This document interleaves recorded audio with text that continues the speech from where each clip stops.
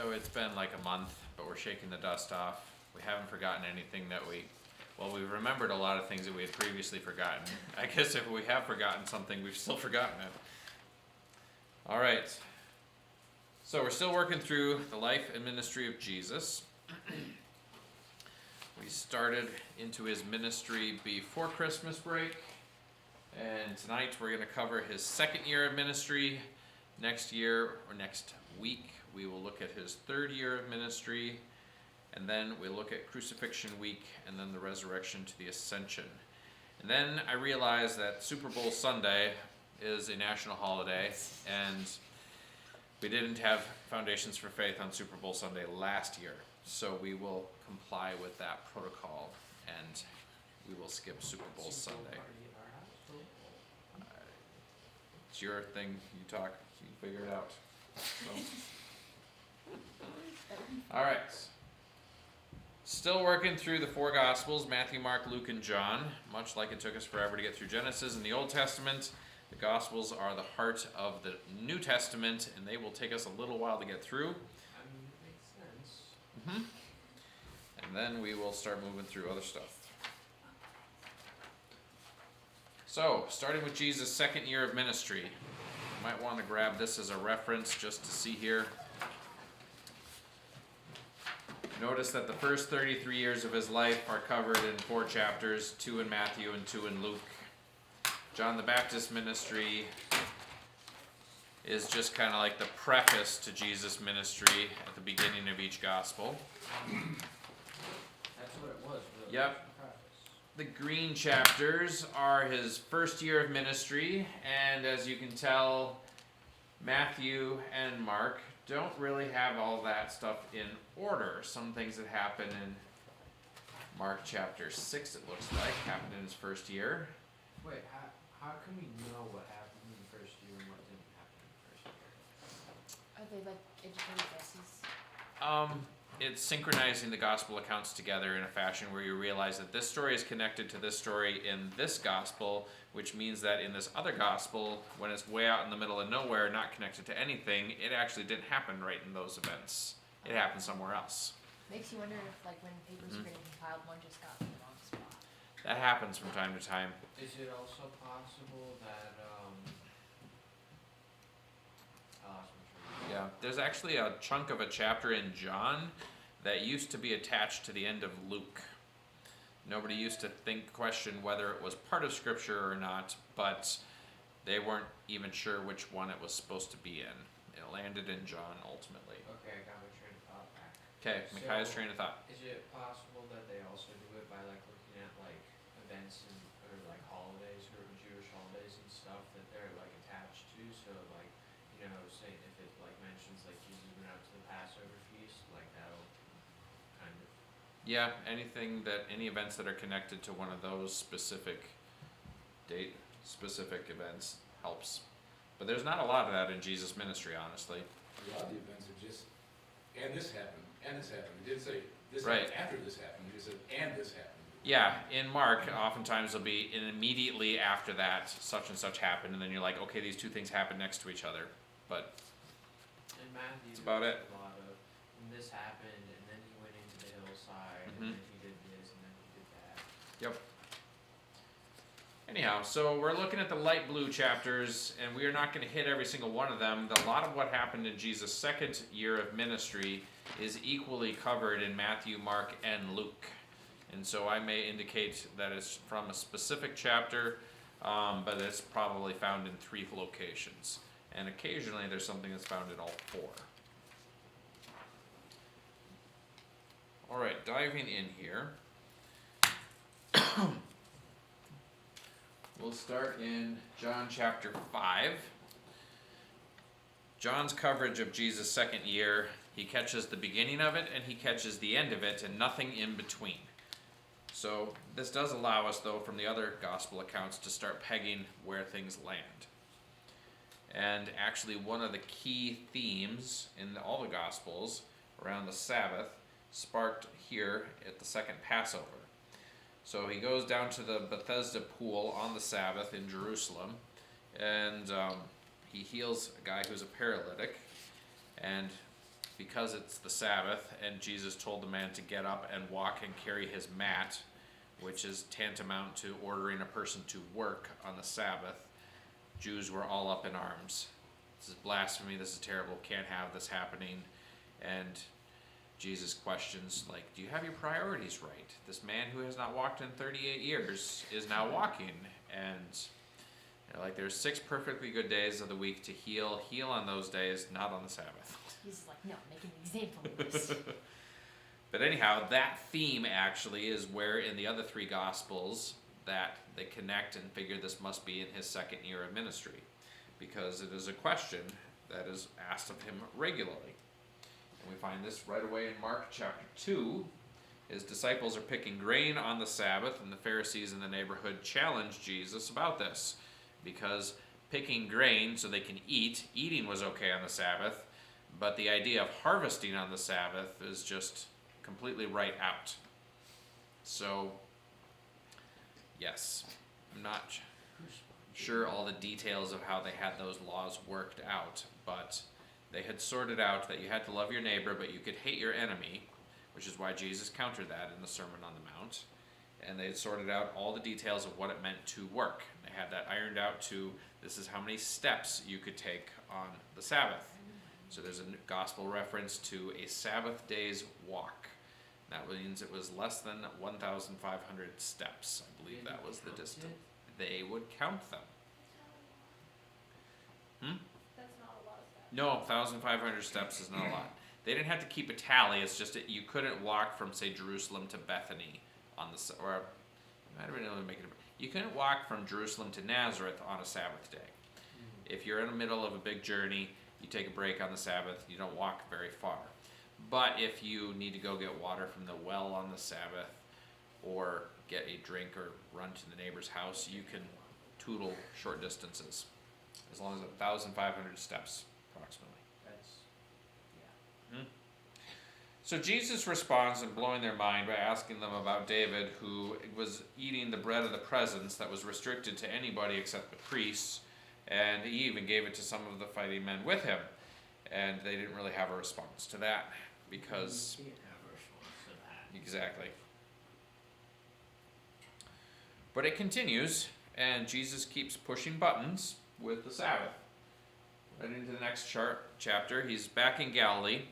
So that first Passover is the only thing that happens in the second year outside of Galilee. Otherwise, we are in Galilee. And in the synagogue there's a man with a withered hand, and the whole crowd is just wondering, is he going to do something? Is he going to heal him? It's the Sabbath. Can he heal on the Sabbath? Can he not hand? And Jesus just walks right into it and confronts the conundrum face on. He doesn't beat around the bush. He doesn't try to do anything in secret. He just asks the whole crowd there in the Sabbath if they think it's lawful to heal on the Sabbath. He's like, so what do you guys think? Should I heal him or not? Right. Nobody answers, and so he's just like, all right, so we'll heal the guy. And this sparks, though, the first organized opposition to him. The Pharisees start conspiring with the Herodians. Those are 2 different groups of people.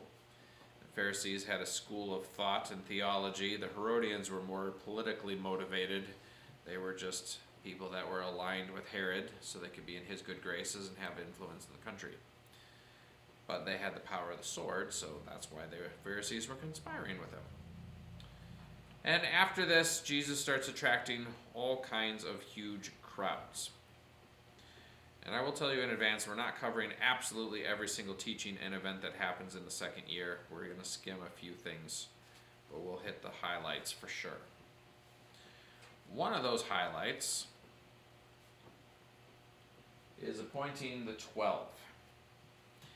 And somebody asked a question about that earlier, and I actually had a handout on that I gave you. So if you want to grab your handout, Jesus prays on a mountainside all night. There's a no sleeping night. And then he calls and appoints his 12, sets them apart as apostles. And this happens in Luke 6, and it seems to be an isolated event that is not recorded in the other 3 Gospels, actually. There is a corollary passage in Mark and Matthew that I realized is talking about something different. We'll get to that later in this year. But anyway, so if you look at this, Matthew, Mark, Luke, John, and the book of Acts all have a list of apostles and such, and they don't actually fully align. And so what I put together here is the 5 different lists and tried to synchronize them as much as possible. And you find that there's a lot of continuity, but there are a couple question marks where it's like, that's interesting. I wonder why that's different. So a lot of different names. Yep. So we have Simon Peter, and he's consistent across all of them, as is Andrew, and then James and John, the sons of Zebedee. Philip gets all 5 of them. Nathaniel is one of the oddballs, and he shows up only in John, and he's oftentimes equated with Bartholomew because in the other list, Philip and Bartholomew are equated together, and in John, Philip and Nathaniel appear together, and so they figured Nathaniel must just simply be another name for Bartholomew. Not positive, that just Reasonable deduction. is a reasonable deduction. Another possibility is that Nathaniel actually was just another one of Jesus' disciples that was hanging out with him from the beginning, because Matthias was one of those. There was like the 12, but then there were more, including women, and Nathaniel may have just simply been out in that circle. I don't remember if John specifically refers to Nathaniel as one of the 12 or not, but he only shows up in that book, unless he is Bartholomew, in which he shows up everywhere. Thomas is consistent across the board. He's also known as Didymus in John. Throws an extra thing in there. Matthew is otherwise known as Levi, and that's consistent across all of them. Except John. He doesn't show up in John. John never gives a list of the apostles, and a lot of them don't actually get a mention. And so then we have James, the son of Alphaeus, and he shows up 4 times. Thaddeus is another one of those big questions. Thaddeus is usually equated with Judas, the son of James, because there's really no one else to try and equate him with. Judas Iscariot is clearly that guy, and Simon the Zealot is clearly that guy. And so this guy Thaddeus and Judas, the son of James, some people think they're the same, and it's possible that they're 2 different guys. It's a funny thing about eyewitness accounts, then this actually lends authenticity and support to the relevance and the authority of Scripture and it being an authentic account, is that they don't fully agree on all the details. And this is just a minor detail. Who were those guys? What were their names? They don't make the same reference to the same guys all the time. So Thaddeus may also have been known as Judas, the son of James. And that Matthew and Mark call him by one way, and Luke, writing his gospel and the book of Acts, calls him another way. Just simply illustrates that they weren't trying to conspire together to write up a story and get all the details aligned. And then Judas Iscariot, of course, shows up in all 4 gospels, and he's mentioned in Acts, but he's not alive in the book of Acts. He gets replaced by Matthias. And Matthias is one who had been with them since the days of John the Baptist, so They all probably knew him. Hmm? They all probably knew him. yep, they all knew him, and another guy, Joseph, Oh, yeah. known as they- Barsabbas, I think. So they had to pick between the 2 of them, right? Yep, they chose between the 2 of them, cast lots. The lot fell to Matthias. The almost Yep. disciple. Do you Well, he reckon- was a disciple, he was just almost an apostle. Do you reckon those are like the few who is like, let me bury my father first and like let me, or like, do you reckon those are some of those people or no? No, not likely. But he had a large group. There are a lot of disciples, we'll see. So Jesus also had 4 brothers who were named, and I threw them into this list because there's a good place to put it. James, Joseph, Judas, and Simon. Draw your attention to James. He gets prominently mentioned in the book of Acts and a couple of Paul's epistles, and he writes the book of James. And Judas is the author of Jude. Joseph and Simon don't get any other mentions that we know of. It's a lot of Judases. Yes, lots of Judases. Hard to keep them all straight. So you have Judas Iscariot and Judas the son of James. And yeah, there's 2 Jameses in there, 3 Jameses in there. You have James the son of Zebedee, and then James the son of Alphaeus, who sometimes is known as James the Lesser, and then you have James, the brother of Jesus. Mm-hmm. And the funny thing is you know that his name was not actually James. It was actually Jacob. Oh. James is an English name. Guess who wanted the Bible translated into English? King James. And he wanted his name to show up in the Bible. And so they grabbed one of the New Testament characters and changed his name from Jacob to James. So they're all actually called. They're all actually Jacobs. Say what? That's rude. It is It rude. is. What I think is funny is that the same guy has the same treatment in multiple languages, because in Spanish he's known as Santiago. That is funny. There's a city named after that. Yep. That's so. They Santiago, who we know as James, but his actually name is Jacob. So they took one guy and he was the first one to be killed too. He just Poor dude. Yep. they were out to get him. Now, James, the brother of Jesus, is popular as of recent news articles and such because they actually found the coffin that he was buried in, and it has an inscription: James, the son of Joseph, or Jacob, the son of Joseph, the brother of Jesus, and it was inscribed right onto the top of it. And at first they thought it was a fake, and then a new analysis identified, no, this actually isn't a fake, and it's a really rare type of burial, and so it happened in a really finite period of time, just before Jerusalem gets sacked, I believe. But anyway. That's the perfect time for him. hmm So it's contested, and people argue as to whether it's really authentic or if it's a forgery, but That's cool. they got a box made out of stone that has Jacob, son of Joseph, the brother of Jesus. All three of those names are really common, but to have all three of them on the same thing identified as such. Wait, what is it, Jacob? Jacob, the son of Joseph, because Joseph was Oh, okay. Right. Mary's husband, and the brother of Jesus. And the fact that it says the brother of Jesus is odd because almost none of those would ever have a reference to a brother, but Jesus was kind of an important character, so it's that James. It's that James. It's that James. What if it said Jesus or Yeshua? And that's the thing, Jesus would be Joshua. Yeah. Yep. Or Yeshua. So, yeah, Jesus is the Greek version of Joshua. So. Okay. And the Linguistics is just Yeshua. one, isn't So they it? changed Jesus, but not Joshua. Yeah. Well, Pronounce the J if you've got something written in Hebrew, you transliterate it from Hebrew into English, and so yeah, Joshua becomes Joshua. And if you have something written in Greek, then it goes from Greek into English, and so Jesus is Jesus. But they're actually the same. They're actually the same.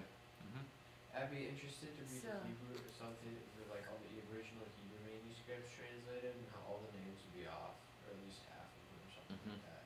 Well, that's kind of cool though, because Jacob's the one that had 12 sons, right? Yep, Jacob had 12 sons. And then Jesus had 12 disciples. Yep. That's cool. All right. So, some 12 men, most of whom are agreed upon, were selected by Jesus after praying on a mountainside all night.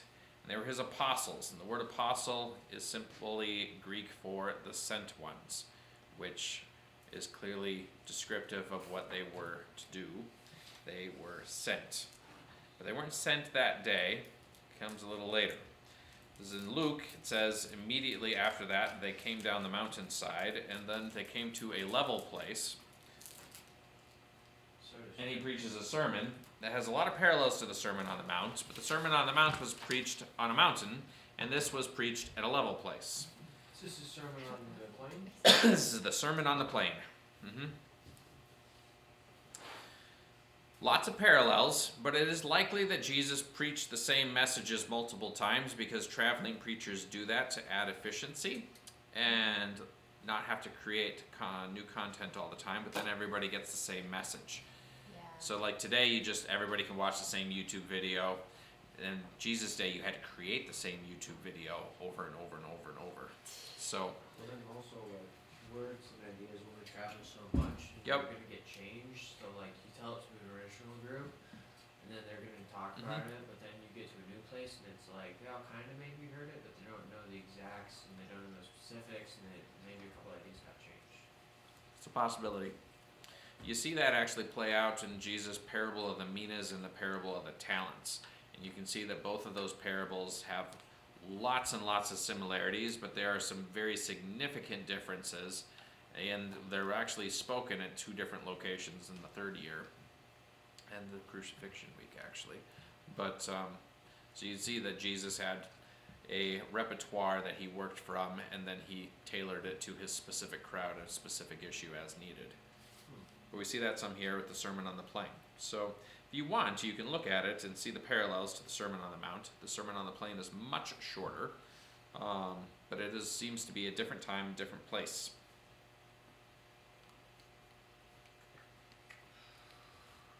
Jumping over into Matthew, but I think it is also accounted for in Luke, actually. Just the Matthew version is a little more, has more extensive coverage.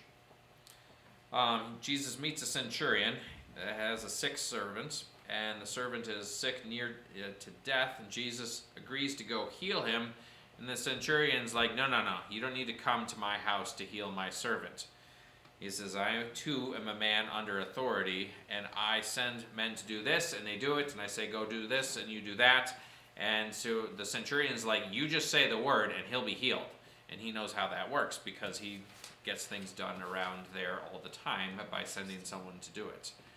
And Jesus is just absolutely floored, and he counts it, or it says, you've never seen such faith, which is part of it, but the centurion understood how authority works. If a person has authority and is underneath somebody else's authority, they can make sure that someone will go do something, because if they don't, not only do they have to answer to him, they have to answer to the guy above him too.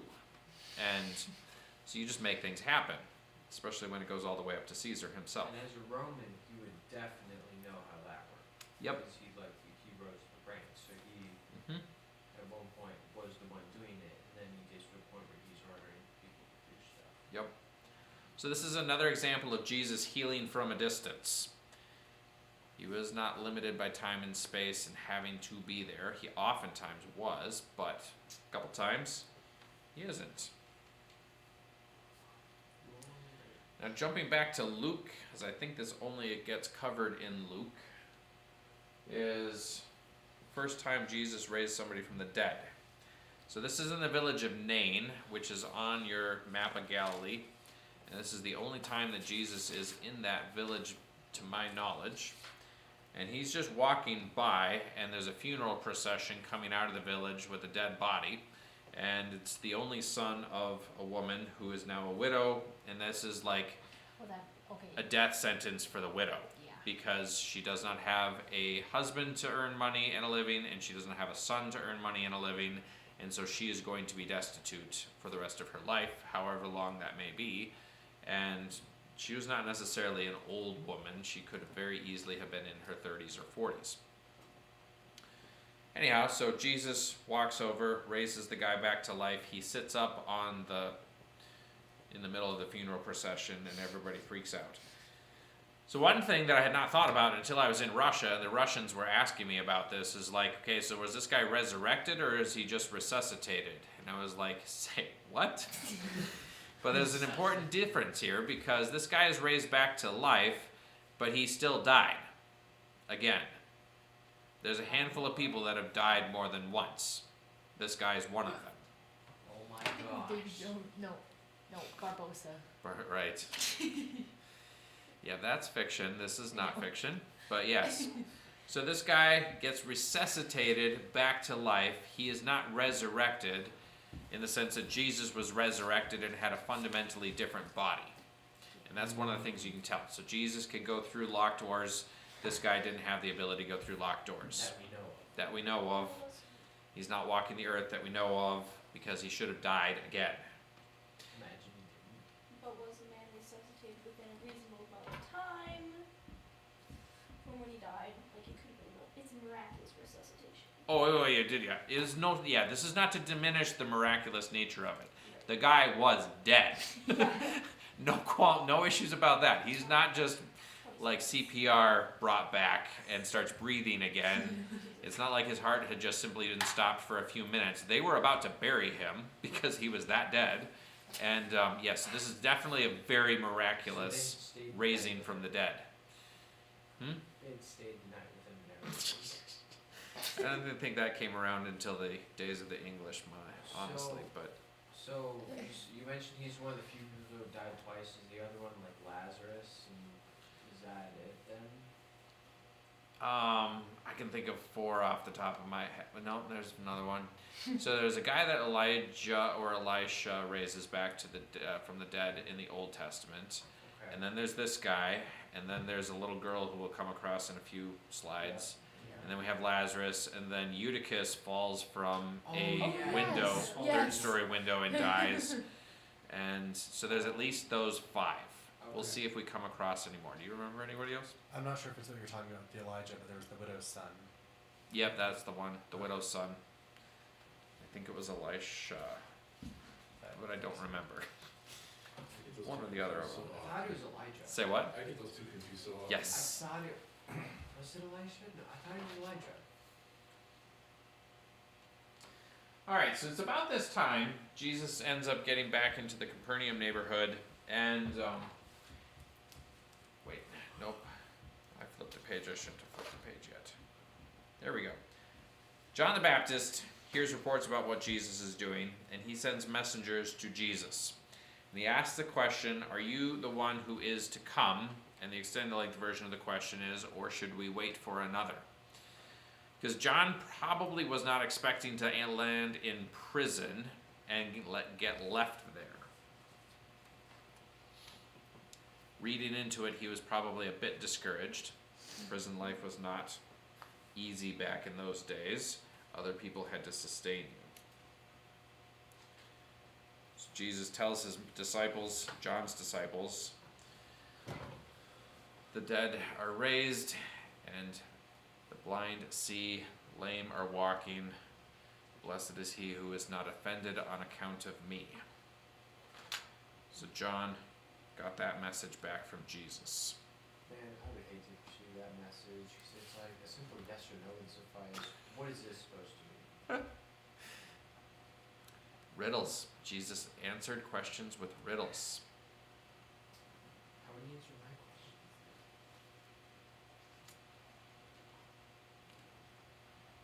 All right, after this, there's an interesting episode where Jesus' mother and brothers are trying to come and get him.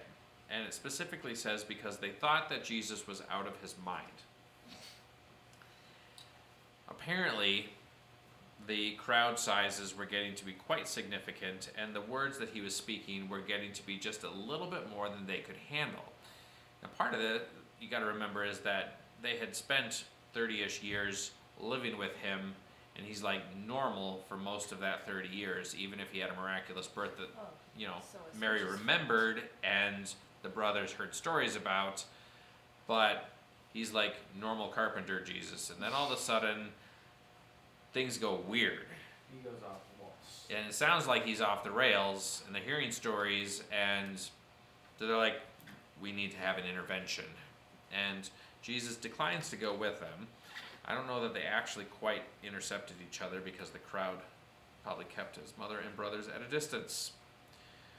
But this starts to show the strain that ministry is putting on family relationships. Things get patched up later, but at that time, it was a little concerning what was going on.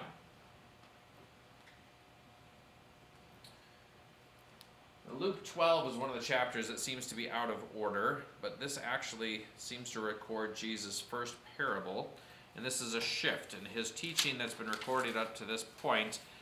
He does have some riddles that he's speaking in. It's not like everything is plain, clear, and simple, but it is a lot more straightforward than his parable form of teaching. So in this particular instance, a man is requesting Jesus to resolve an inheritance dispute, and Jesus responds by saying, "Who appointed me to be the arbiter between you and your brother?" And then he goes into a parable, and he talks about the rich fool who has this amazing harvest one year, and he doesn't know what to do with all the grain that he harvested. And he's like, I'm going to tear down my barns, and then I'm going to build bigger barns, and then I can take it easy and relax and enjoy life for many years. And he's called home that night. And so Jesus is trying to change the guy's perspective on riches. But this ends up being a shift in his teaching style that we see in his second year. And the parables is oftentimes described as just simply telling an earthly story to illustrate a heavenly truth or idea. Something that's relatable, something that people can get a hold of, so that they can see the heavenly significance in an earthly form. And in Jesus' second year, he teaches a lot of parables. That was the first of many. This is not necessarily an exhaustive list. This was the easy list to assemble that I could find.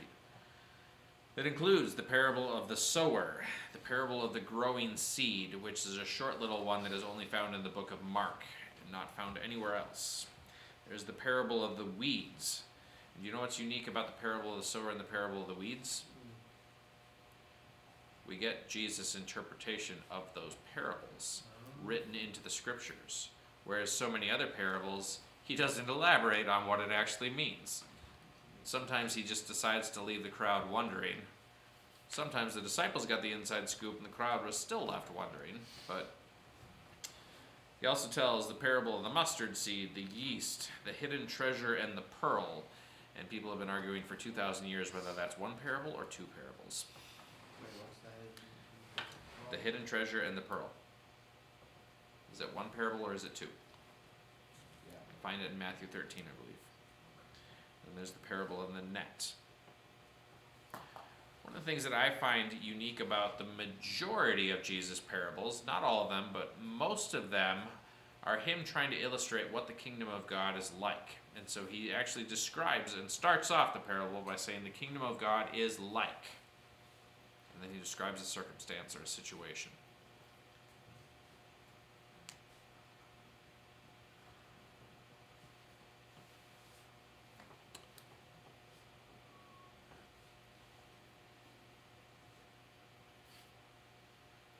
All right. Shortly after telling a whole host of these parables, Jesus crosses to the other side of the Sea of Galilee. After a long day of teaching, Jesus is asleep in the back of the boat. Storm comes up. The boat's starting to get swamped. The disciples freak out, wake him up, and ask him if he's not afraid of dying. And he just stands up and commands the waves and the winds to calm down, and they do. And the disciples, many of whom were fishermen and had grown up on that lake, were really, really afraid of him at that point in time, because they said to themselves, who is this guy that commands the wind and the waves? And they listen.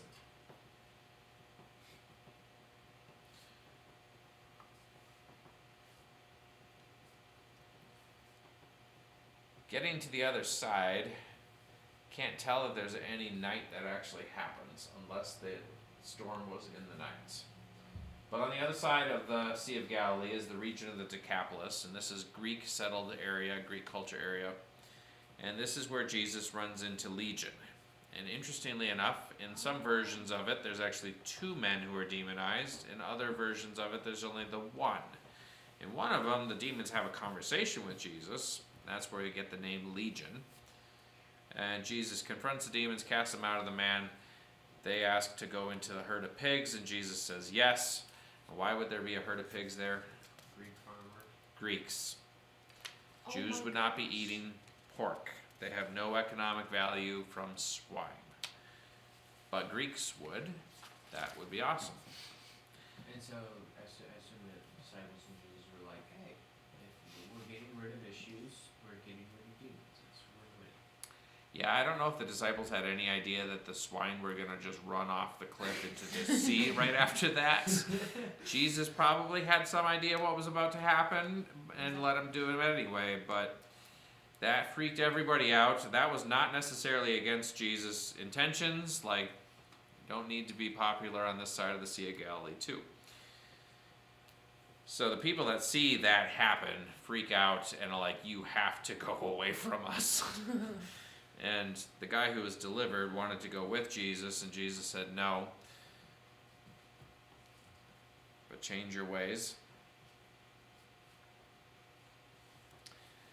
So then Jesus and his disciples returned to Capernaum, which means they had another boat ride.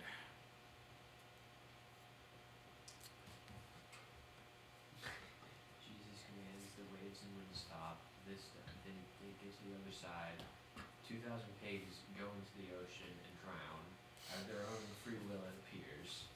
And then they go on another boat ride. Yeah, with a lot of bacon floating around in the Sea of Galilee.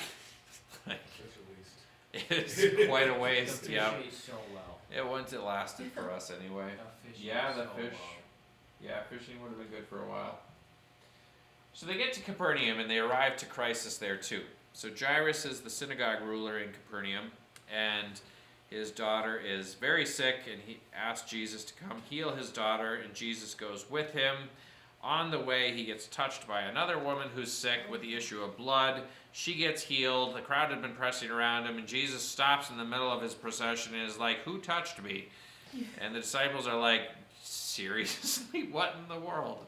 Everybody and their brother has touched you on the street. Why are you asking who touched me?" But Jesus presses this home. He's like, "No, somebody touched me. I felt power go out from me. Someone touched me." That's really self-aware. Yes, that is highly self-aware. And Do you reckon other bits of power were coming off of him when they were touching him, or do you reckon it was that one thing? the woman had faith. She's like, "I just have to touch the hem of his garment." And she wouldn't make him unclean by touching the hem of his garment, but she thought she could be healed if she did. And it worked. So she gets healed. And that miraculous healing is then countered with tragedy because Jairus gets word that his daughter is now dead. Stop pestering the teacher. And Jesus proceeds anyway, "Just have faith, she's only sleeping," which is a really fun Greek euphemism because if somebody's dead, they're asleep in Greek. And so that makes a lot of passages really confusing. And the authors here just work with that play on words. Jairus, your daughter is sleeping. Don't worry, she's Just sleeping, exactly. So Jesus raises his daughter back to life, and I believe this is the second person raised back to life, miraculously resuscitated. Now she was a little bit more freshly dead, but she was very dead. Not just mostly dead, like in The Princess Bride, she was dead. Dead enough that they had mourners gathering, like professional funeral mourners, to be mourning her death. That was hilarious the way they did that in The Chosen. Yes, that is a cultural euphemism that we don't have today, and is I like, get you two. yep, 2 denarii to mourn for 2 days, because I don't have the strength to cry for that long, but you can do it for me. They didn't shrink back from showing emotion. Now imagine if like Herod's son died or something. Mm-hmm. That would be Yeah, that would be lots of professional mourning going on there. good day going to Mhm. business. Yep. So a lot of the last several slides all happened in about a day or 2 days worth of time. An insane amount of activity seems to have been concentrated in the writers' minds from these 2 days. And when you think about 365 days of the year, there's a lot of blanks in the second year of what we don't actually know what Jesus was doing. Yes. So was he about to go back into the wilderness then to like rejuvenate himself? No. At this point, we lose continuity in what actually happens, and just at some point next, don't have any idea of the passage of time. Probably not later in the day, but possibly later in the week or the next month or several months later. It's hard to say. But we have these guys getting healed. You got 2 blind men, they request getting healed. Jesus heals them when he touches their eyes. He tells them not to speak of this, keep it secret, but they blab and blab and blab and blab, and that's not really conducive to keeping small crowds. And then later a mute man gets healed, and the way Jesus heals this man is actually by driving a demon out from him. And that's important for us to remember, is that some of the sicknesses that Jesus healed actually required a demon to be driven from the person, and because the demon was causing the sickness. Not all of them were that way. Not every sickness is from a demon. We do live in a fallen world when people's bodies break down and get susceptible to germs and everything else. And so several healings were not driving out a demon.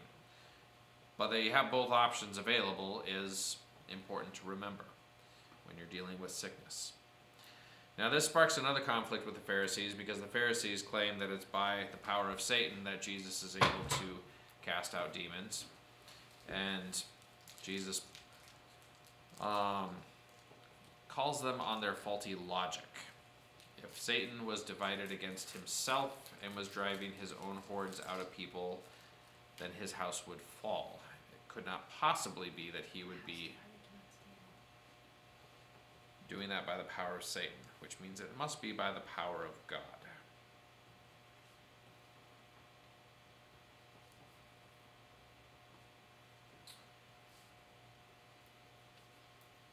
Now, late in Jesus' second year,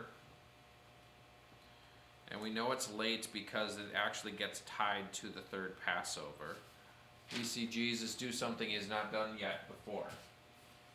And he actually sends out his 12 disciples. He called them and set them apart earlier in the year. They stuck with him and didn't go out independently. And here at the end of his second year, he gives them authority to drive out demons and heal the sick. And so essentially what you've been seeing me do, go out and do yourselves. And he sends them out in pairs to go ministering throughout Galilee. And at the same time, Jesus goes too, and he does some things independently while they are out.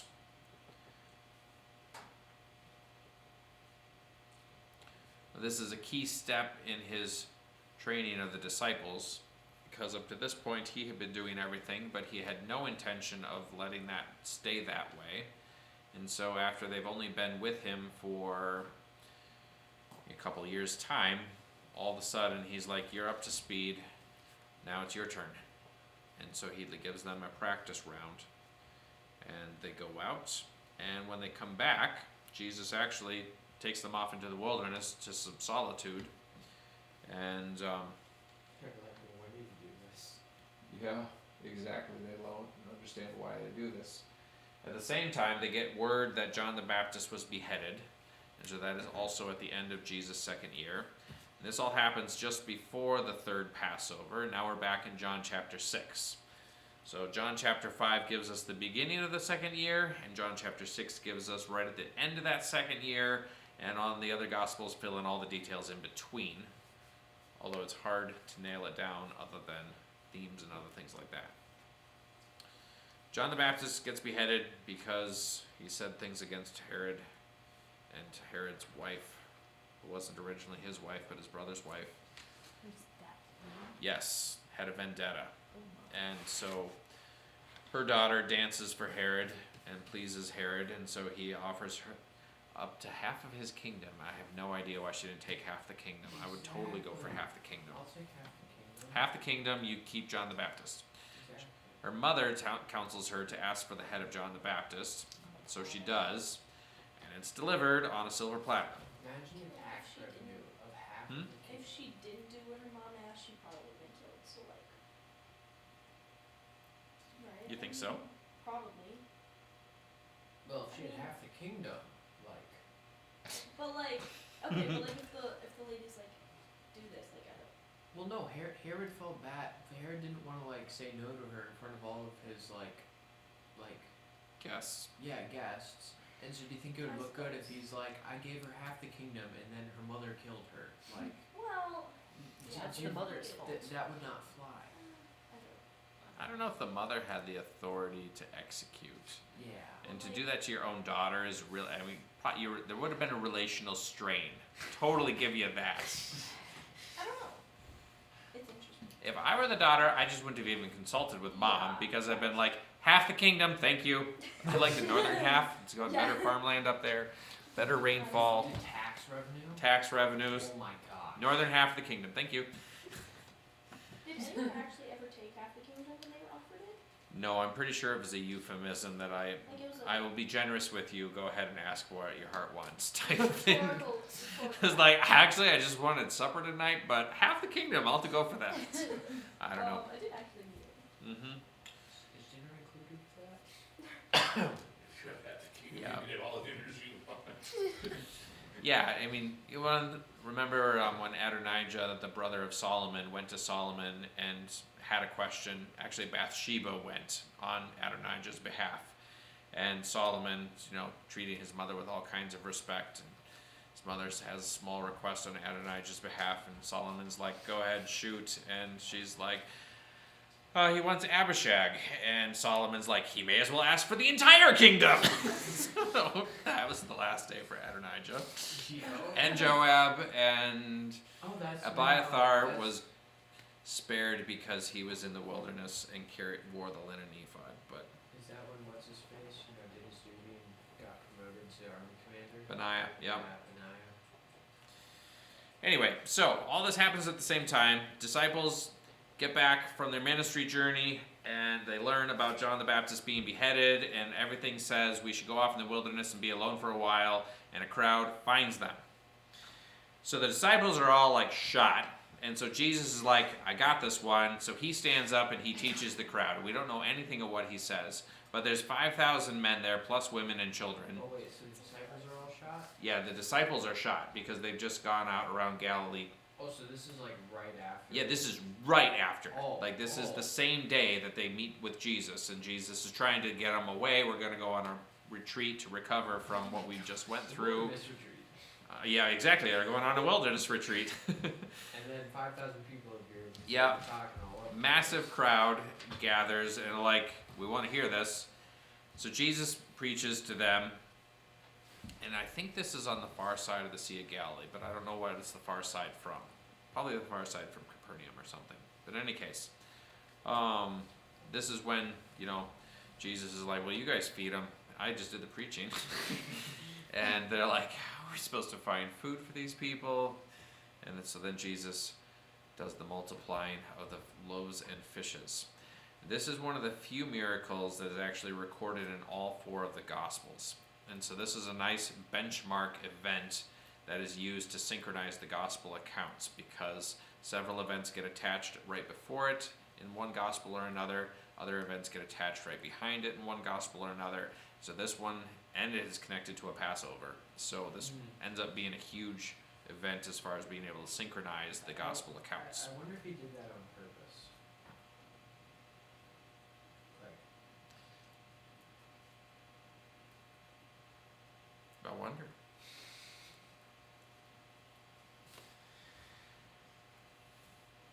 So after this, the disciples get sent across the sea. Jesus sticks back and dismisses the crowd, and I have no idea what he told his disciples as far as what they were going to rendezvous again. But that night is when Jesus walks on water. Exactly. And it's the 4th watch of the night. So does anybody know how Hebrew nights were broken up? sunset, sundown. That's the day. Yeah. Okay. So yeah, for the night, goes from sunset to sun up, Yeah. and much like the day is broken up into 12 hours based on the sunlight, and if you're using a sundial, it's a longer or shorter hour depending on the time of year, because you have 12 hours of daylight, whether it's January or July. Oh, that's weird. Yes, very weird. But the night was broken up into 4 watches of equal parts. And if you figure it's a 12-hour night, roughly, then that's going to be after people would normally have been asleep for 9 hours. Disciples are all. So the disciples have been rowing against the wind for 9 hours, and they're, tired and exhausted, but they're still awake because they're trying to get across the lake. And Jesus appears on the water and freaks them out. No wonder they thought he was a ghost. No wonder They're they- all exactly. exhausted. They were probably Mentally, thought they were physically, Yep. hallucinating, yeah. spiritually, they were completely. And that also makes sense of Peter's ridiculous request to be like, if it's you, Jesus, call me out on the water, instead of it's you, Jesus, like something that would be less costly if he's wrong. So Yeah. Peter goes out, walks out to him, falls in, and Takes takes a drink. a drink, gets back in the boat with the others. He was the only one to offer to get out of the boat, though. More faith than average. I was like, it says that Jesus was prepared to walk on, keep on going right past him. Yeah,